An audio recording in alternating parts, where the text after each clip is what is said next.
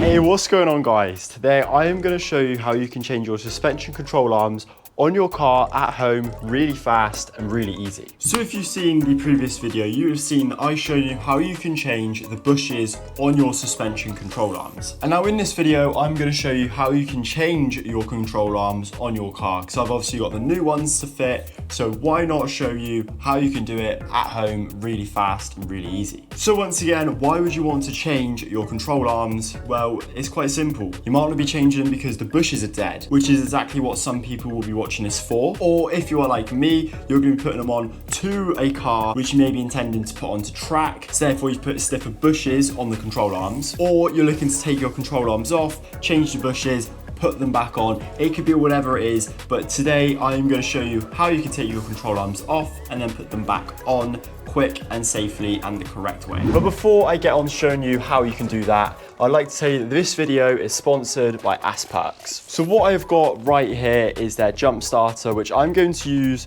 to jump start my Corsa and hopefully get her running. Now this jump starter is not just a car jump starter, it's a little bit of a multi-tool and it's got quite a few different perks to it, which make it really, really handy and a definite must to put in the boot of your car. So if you open up this little Velcro bag, inside we will find the jump starter itself. Now this jump starter looks really, really premium. And one of the really good features of it is that it has got a compass on that. Now it might not be a handy thing to many people, but if you're stuck in the middle of nowhere broken down, that can be really handy to know which way you're facing. And if you happen to get stuck at night, it has got a flashlight so you can see where you're going, and is also very capable of charging things at up to 15 volts. So this can maybe power things like a little ice cooler if you're away camping. But obviously one of the big and main features of this is it can jump start your car, and I'm going to show you how easy and how quick it is to do right now by jump starting my track car. So to jump start my car, we're going to take obviously the jump starter, making sure it's got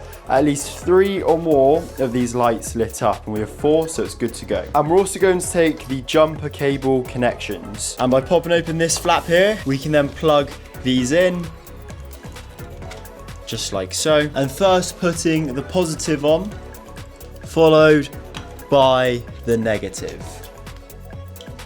And just like that, the lights are flashing on the car, meaning that we have got power. So with the jump starter connected, I should be able to come in the car and jump start it.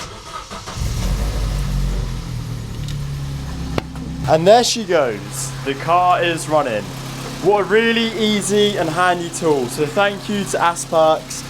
I'll leave links to them down below, and use my discount code, which I'll leave on screen right here, to save yourself a little bit of money at checkout. But for now, let's show you how to remove the suspension control arms. So to start taking the control arm off this wheel, what we're going to need to do is get the wheel loose and jack the car up in the air. Now my space is absolutely tight. That's because my car is in a garage and it doesn't move right now because the gearbox is not connected to the gear stick. What I'm going to do is just blast my impact on all 4 of these bolts, just loosen them up, and then jack the car up in the air.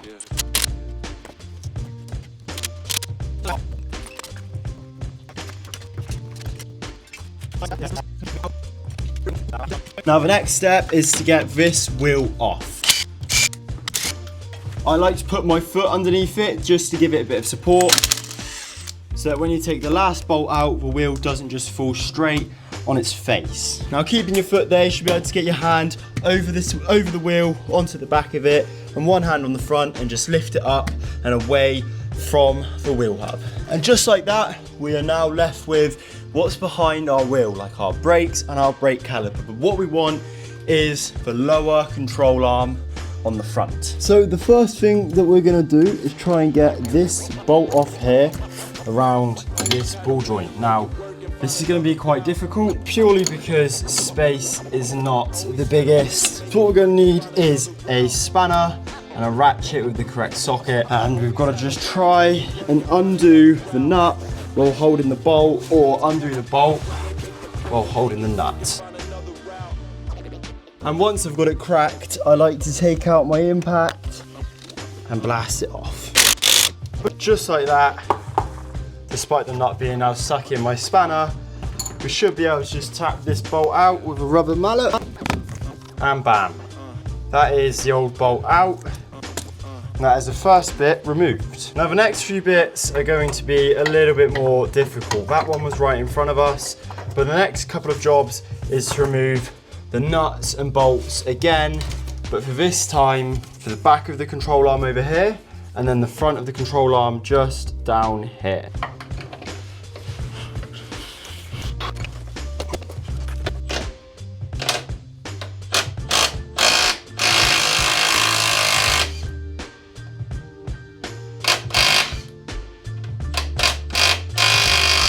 Boom! That is another one. Blasted out. And now finally, one more to go.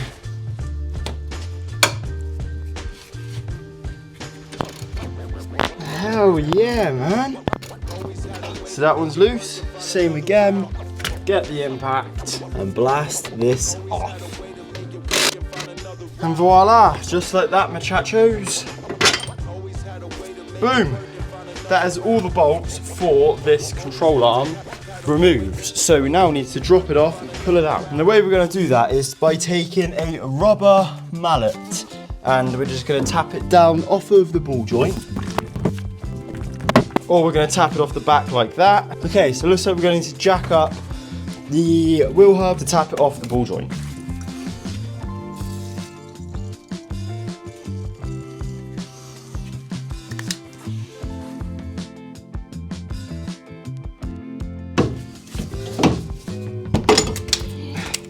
There we go. That is the old control arm removed. Lovely. Let's get the new one back on. So here is our brand new control arm, and in the last video you would have seen that we put these polyurethane bushes onto the arms so that we can make the suspension just stiffer for my track car. So one of the easiest ways that I find to do this is to jack the shock tower up and out of the way. Therefore it just gives me a bit more space to be able to get the control arm into position. Boom. That is the bolt in for the poly bush joint. And now what we're going to try and do is get this joint in next as well, because what I'm going to try and do is get both of these joints in first and then get the ball joint in afterwards. So one of the easiest ways I find to do this is get it somewhere close and then get a mallet and try and tap it in.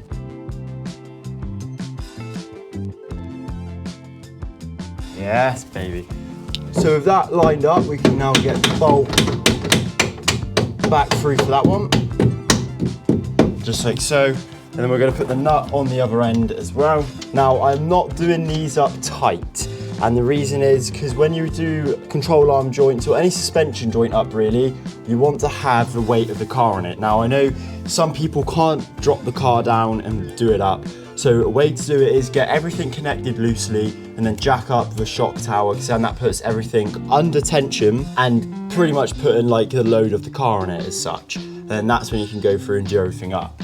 So with those two bush joints on loosely, and now all we need to do is just get the ball joint in. Now the ball joint is close-ish to where it needs to be, but it's not spot on. So to get this into place, what we're going to need to do is just drop this down. Now I know it's going to bring the arm down and it's not going to be anywhere near it at first, but we're going to have to jack it up from a different angle. So my mic's died here, but what I was doing was just jacking up the wheel hub and then maneuvering that and the ball joint around until they were somewhere close. I was then letting the jack down and then tapping the ball joint up into its place, which then held the wheel hub in the correct area. It's a bit fiddly, it took about 20 minutes in the end, but once you get the hang of doing it, it's quite straightforward. After that, I was able to put the nut and bolt on it and then jack it back up and tighten all three of the connecting points on the control arm. And this time I was able to properly do them up because I had jacked the shock tower up, kind of putting the weight of the car onto the strut tower. I then put the wheel back on and let the car down, and that was that side completely finished. And there we go, that's the driver's side done. Let's move on to the passenger side.